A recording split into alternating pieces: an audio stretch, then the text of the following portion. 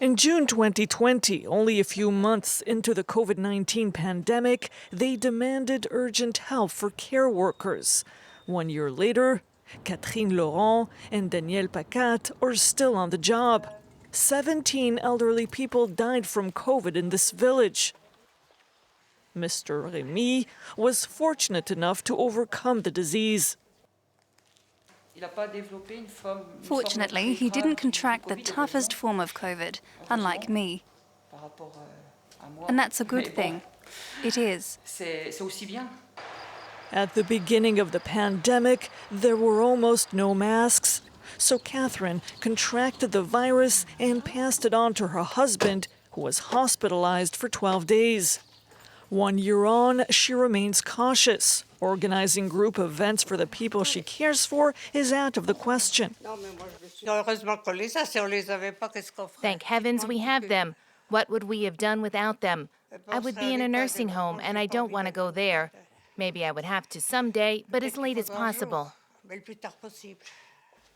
She works 27 hours a week for minimum wage. Salaries haven't improved since COVID.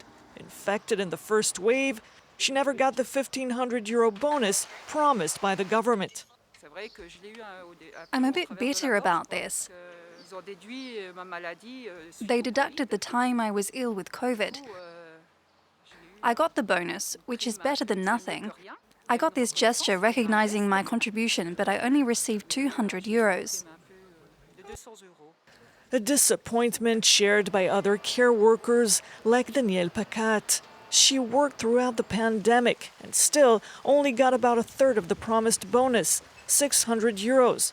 In March 2020, 25 people died here of COVID in just a few days' time. It was hard to see so many people die in such a short period of time. It's always there in my mind. It was tough to think, will we ever see an end to this?